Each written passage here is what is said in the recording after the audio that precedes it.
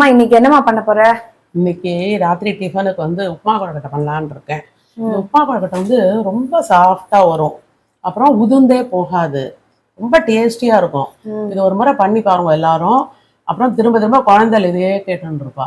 இந்த இதுக்கு தேவையான பொருட்கள் என்னன்னாக்க, இது இந்த மெஷர்மெண்ட் கப்பு இருக்கு இல்லையா, இதுல வந்து 1.5 போட்டிருக்கேன் நான் அரிசி. அப்புறம் உளுந்து வந்து இதுல 1/4 போட்டிருக்கேன். இந்த உளுந்தோட இதோட ஒரு காரத்துக்காக இந்த 3 மிளகாவை கிள்ளி போட்டு நிறைய பேர் தாளிச்சு கொட்டுவா. பட் இதோட நம்ம சேர்ந்தா மாதிரி க்ரஷ் பண்ணி போட்டாக்க சேர்ந்தா மாதிரி இருக்கும். அந்த கொழக்கட்டையில காரமும் கொஞ்சம் உரைக்கும். அதுக்காக இதுலயே போட்டுடணும், இந்த உளுந்துலயே போட்டு ஊற வச்சணும். இந்த உளுந்து எதுக்காக போடுறேன்னா அந்த கொழக்கட்டையோட ஃப்ளேவர் கிடைக்கும். உளுத்தம் கொழக்கட்டை நம்ம பண்ணுவோம் இல்லையா பொதுவா, அந்த மாதிரி ஒரு ஸ்மெல் நல்லா இருக்கும் சாப்பிட்றதுக்கு. அப்புறம் இதுக்கு கொஞ்சோண்டு தேங்காய் போடணும், பல்லு பல்லா வேணுங்கிறவா அதை கீத்தி போட்டுக்கலாம். நான் இன்னைக்கு க்ரஷ் பண்ணி போட்டிருக்கேன். தாளிச்சு கொட்டுக்கிறதுக்கு வந்து கடுகு, கடலைப்பருப்பு, ஜீரகம், பெருங்காயம், அப்புறம் தேவையான அளவு உப்பு, தண்ணி. அப்புறம் இதில் ஒன்று எக்ஸ்ட்ராவாக சேர்த்துருக்கேன் இன்னைக்கு. என்னன்னாக்க அந்த புடலங்காய் சேர்த்துருக்கேன். எலசான நீட்டு புடலங்காய் இந்த மாதிரி பொடியாக கட் பண்ணிக்கோங்க. இதை கட் பண்ணிட்டா ஒரு வதங்கில் வதங்கிடும். அடுத்து ஒரே ஒரு பச்சை மிளகாய் நெருக்கி வச்சிருக்கேன் வாசனைக்காக, கருவேப்பிலை. அவ்வளோதான் இதுக்கு தேவையான சாமான்கள். அப்புறம் கொஞ்சம் இந்த தேங்காய் எண்ணெயில் பண்ணால் நல்லா இருக்கும். அப்படி வேணாங்கிறவ வந்து நார்மல் என்ன யூஸ் பண்ணுறோமோ குக்கிங் ஆயில் அதை எடுத்துக்கோங்க. ஆனால் கடைசியில் ஒரு 2 முட்டை தேங்காய் எண்ணெய் விட்டாக்க ரொம்ப நல்லா இருக்கும், வாசனையாக இருக்கும். இப்போ இந்த அரிசியை வந்து இப்போ என்ன பண்ணுவாங்கன்னா, இது வந்து நான் கிளீனாக இருக்கு இந்த அரிசி, அதனால நான் வந்து என்ன பண்ண போறேன்னா அப்படியே வந்து அரைச்சுட போறேன். மிக்சியில் வந்து இதை உடைச்சிடலாம். அப்படி ரொம்ப உங்களுக்கு வாஷ் பண்ணணும்னு நினைச்சேன்னாக்க ஒரே முறை களைஞ்சிட்டு அதை வந்து 1 or 2 டைம்ஸ் இப்படியோ களைஞ்சிட்டு அதை அப்படியே ஒரு துணியில போட்டுருங்க. ஒரு 5 நிமிஷத்துக்குள்ளேயும் லைட்டாக காஞ்சிரும். ஏன்னா நம்ம ஊற வைக்க போறது இல்லை இந்த அரிசியை. அதனால அதை வந்து பரத்திட்டு அதை காஞ்ச உடனே மிக்சியில வந்து நைஸ் ரவையா உடைச்சுக்கணும். இப்ப பாரு, இந்த உளுந்துல நான் ஜலத்தை விடுறேன். இது ஒரு 10 நிமிஷம் ஊறினாலே போதும். நம்ம அதுக்குள்ளேயும் இதெல்லாம் ரெடி பண்ணி வச்சுக்கலாம். இப்போ ரவையா உடைச்சிட்டேன் மிக்சியில. இதை விப்பர் மோட்ல போட்டு சும்மா ஒரு செகண்ட் அப்படி போட்டு எடுத்தேன்னா இந்த மாதிரி வரும். பட் கொஞ்சம் மாவு வரத்தான் வரும். இதை வந்து நீங்க சலிக்கவே வேண்டாம். இதே நம்ம உப்புமானா சலிச்சுடுவோம் அரிசி உப்புமாக்கு. ஆனா இந்த கொழக்கட்டைக்கு வந்து இந்த மாவு சேர்ந்த மாதிரி இருந்தாக்க ஒன்றும் ஆகாது, நல்லா இருக்கும். இப்போ இதை என்ன பண்ணணும்னாக்க, இப்போ இதுக்கு வந்து ஒரு மெஷர்மெண்ட் கப். இப்போ வந்து நம்ம வந்து 1 கப்புக்கு 3 கப்பு தண்ணி, அதுதான் மெஷர்மெண்ட்டு. இது 1.5 கப்பு வச்சிருக்கோம். அப்போ 1க்கு 3ன்னா 4.5 கப்பு தண்ணி விடணும் இந்த அரிசிக்கு. அதுல நல்லா ஒரு 1 hour ஊற போட்டுடணும். அரிசியை உடைச்சணும் இல்லையோ, இதை இதுல போட்டுடணும்.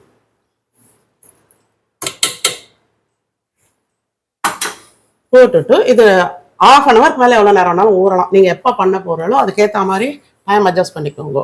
அப்புறம் இதுவும் ஊறிடும் கையோட. இதை குறவரப்பா அரைச்சி வச்சுக்கணும். இந்த மிளகாவையும் உளுத்தம்பருப்பையும் குறவரப்பா அரைச்சி வச்சுக்கணும் அதுல போடுறதுக்கு. இதை ஊறின அப்புறம் நான் உங்களுக்கு காட்டுறேன் பாருங்க. இந்த ஊற வச்ச உளுந்தையும் இந்த மிளகாவத்திலையும் கொஞ்சம் குறவரப்பா அரைச்சின்னு வரணும், நைஸா அரைக்கக்கூடாது. இதை அரைச்சின்னு வந்துட்டு உப்புமா ஸ்டார்ட் பண்றேன். அந்த உப்புமா ரவையை ஊற போட்ட மொழியோ கிட்டத்தட்ட 1 hour ஆயிடுத்து. இந்த மாதிரி ஊறி இருக்கும். இப்ப நான் அரைச்சுன்னு வந்த உளுத்தம்பருப்பு பாருங்க, குறவரப்பா அரைச்சிருக்கேன் கொஞ்சம். இப்படி இதையும் இதுலயே போட்டுடலாம். இதுலயே போட்டுட்டு சேர்ந்த மாதிரி அப்படியே கலந்துருங்க. இப்ப நல்லா கையாலேயே கரைச்சிக்கலாம். இதை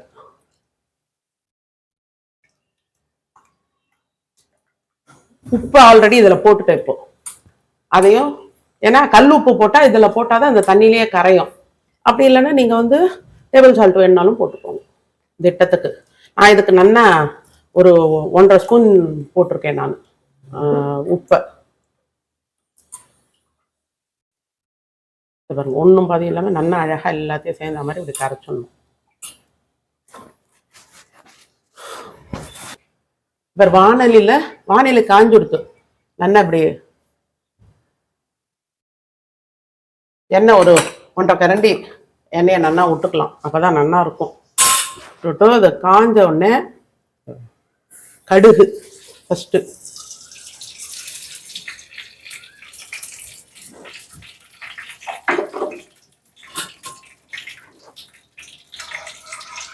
தேங்காய் எண்ணெயே பிடிக்கிறவா தேங்காய் எண்ணெயே விட்டுக்கலாம். அப்படி இல்லைன்னா ரிஃபைண்ட் ஆயில், கல்லெண்ணெய், எது நீங்கள் ஆற்றுல யூஸ் பண்ணுறீங்களோ அது விட்டுக்கோங்க. இதை கடுகு வெடிக்கிறதா இப்போ இந்த 1 ஸ்பூன் கடலைப்பருப்பு, உளுத்தம்பருப்பு வேணுன்றவா போட்டுக்கோங்க. ஆல்ரெடி நம்ம அரைச்சி போடுறதால இதுனா கொஞ்சம் முழிச்சுன்னு தெரியும், அதுக்காக அது போட்டிருக்கேன். நெக்ஸ்ட் இந்த ஜீரகம் ஃப்ளேவருக்கு நல்லா இருக்கும். அப்புறம் பெருங்காய பொடி இந்த எண்ணெயிலே போட்டுருங்க.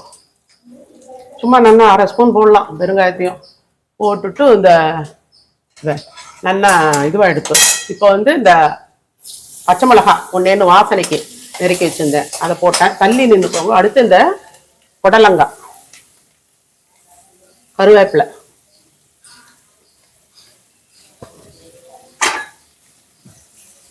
இதை போட்டு சும்மா ஒரு 4 பெரட்டு. ஏன்னா ரொம்ப வெலஸாக இருக்குது இந்த புடலங்காய், ஈஸியாக வதங்கிடும். ஒரு 4 வதக்கு.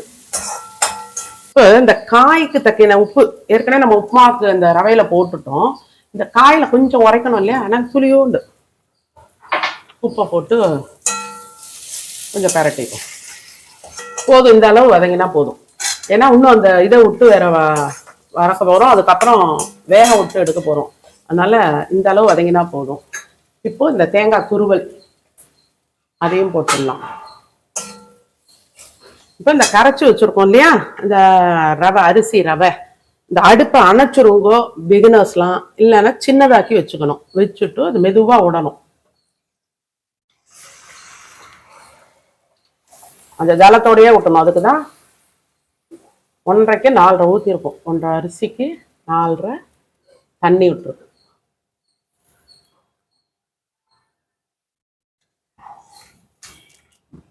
போதும், இதுக்கு மேலே தண்ணி எல்லாம் வேண்டாம்.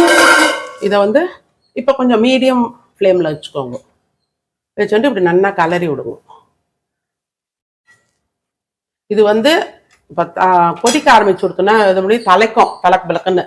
அப்போ வச்சா கையில் கல்ல படும். இதுக்கு மேலே ஒரு மூடி போட்டு அப்போ தான் வேக விடணும். இதை ஒரு 2 நிமிஷம் அப்படியே கலரின்னு இருந்தோம்னு வச்சுக்கோங்க. கட்டி கட்டாது, ஈஸியாக பயப்படவே வேண்டாம். கட்டி முட்டிலாம் வரவே வராது. இப்போ இன்னும் அது கொதிக்க ஆரம்பிக்கலை. பெருசாக கூட அடுப்பை வச்சுக்கலாம். அது வரைக்கும் அது கொதிக்க ஆரம்பித்த உடனே தான் நம்ம வந்து அந்த தண்ணி வத்த சின்னதாக்கிடணும்.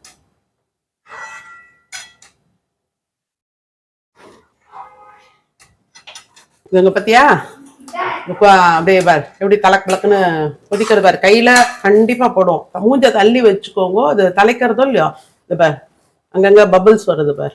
சிம்மில் ஆக்கிடணும். உடனே சிம்மில் ஆக்கிட்டா மேலே படாது. தள்ளி வச்சுக்கோங்க. பயபக்தியோட தான் பண்ணணும்.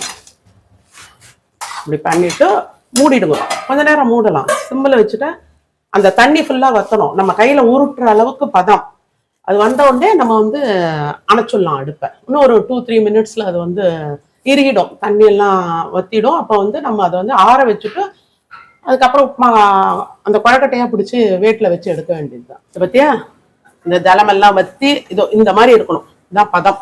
வேறு எதுவும் ஒட்டலை எட்டலை. அதை இழுப்புச்சட்டியில் அந்த காந்தல்லாம் எதுவும் ஆகலை. சிம்பிள் அதுக்கு தான் வச்சுக்கணும்.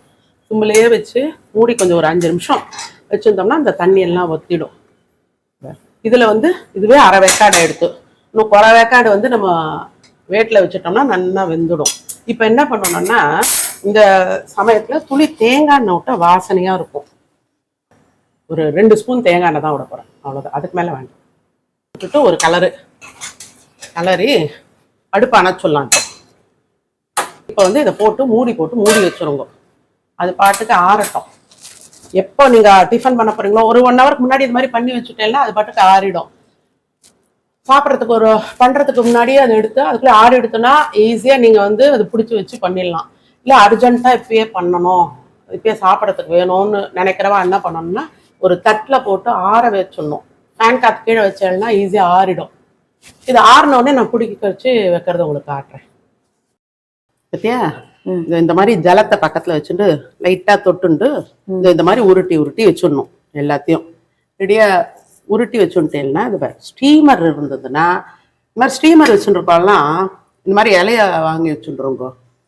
அதை குச்சியை எடுத்துட்டு ஒரு இந்த மந்தார இலை அது ஒரு 2 இது போட்டிருக்கேன். இப்போ இதில் நான் வந்து இந்த உருட்டின கொழக்கட்டையெல்லாம் அதில் நான் வைக்க போகிறேன்.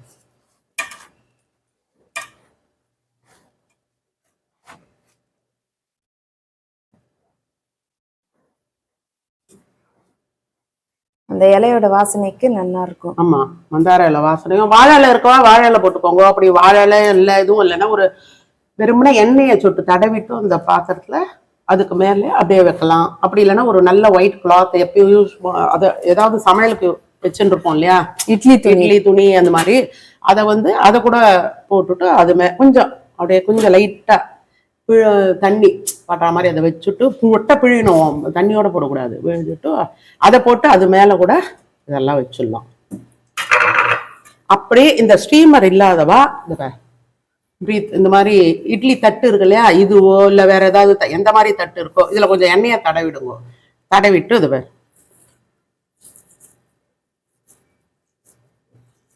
இது ரவுண்டா உருட்டலாம், இல்லை எப்படி உருட்டலாம். வாளுக்கு தட்டினது எப்பயோ உருட்டிக்க வேண்டியதுதான்.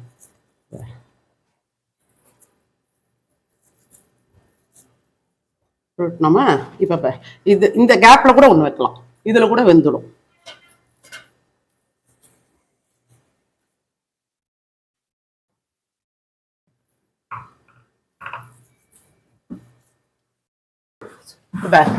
தண்ணி கொதிக்கிறது பத்தியால இதுல ஒரு 1/4 பாத்திரத்துக்கு தண்ணி வச்சிருக்கேன், அவ்வளவுதான். அதுக்கு மேல இந்த கொழக்கட்டையை தூக்கி வைக்க வேண்டியதுதான். வச்சுட்டு நல்லா மூடிடுங்க. கரெக்டா டைமா பார்த்துக்கோங்க, ஒரு 10 மினிட்ஸ் அவ்வளவுதான். அதுக்கு மேல வேண்டாம், 10 நிமிஷத்துல வந்துடும். அதுக்கப்புறம் எடுத்துடலாம். இந்த இண்டக்ஷன் ஸ்டவ் இருக்கிற அப்படியே டைம் செட் பண்ணிடலாம். டைம் செட் பண்ணிக்கலாம். இண்டக்ஷன் ஸ்டவ் வச்சுருக்கவா 10 மினிட்ஸ் வச்சுட்டேன்னா அதுவே ஆட்டோமேட்டிக்காக அணைஞ்சிரும். அப்புறம் எடுத்து சாப்பிட வேண்டியது. இந்த பேர் ஆயிடுத்து இந்த உப்பா கொழக்கட்டை. ஒரு 5 நிமிஷம் ஆயிடுத்து நான் அழைச்சிட்டு. என்ன இந்த பேர் எப்படி வந்துருக்கு பத்தியா, வெந்தது தெரியும் கண்ணுக்கு பார்த்தாலே. இந்த பேர் எதுவுமே ஒட்டலை உதிரல பேர். இந்த வெஜிடபிள் தெரியறது பத்தியா, இது கொஞ்சம் அப்படியே நன்னா இருக்கும், சாப்பிட்றதுக்கு ரொம்ப நல்லா இருக்கும். அந்த மாதிரி நீங்க இப்போ இதுக்கு வந்து நான் பொடலங்காய் போட்டிருக்கேன். நீங்க வந்து வேணும்னாக்க சொரக்காய் வந்து சீவிட்டு தான் போடணும். அப்படியே கட் பண்ணிலாம் போட்டால் அது நன்னா வேகாது. இதுன்னா மெல்லிசா கட் பண்ணிட்டேன். அதை வந்து நன்னா அந்த கேரட் செய்வரத்துல நன்னா சீவிட்டு அதை புழிஞ்சு அதில் போடுவோம். இதை தொட்டுக்கிறதுக்கு நான் இது சொல்லி கொடுத்தேன் பாருங்க, கொத்தமல்லி தொக்கு. அதுதான் நல்ல காம்பினேஷன். சரியா, கொத்தமல்லி தொக்கு போட்டிருந்தோம்ல,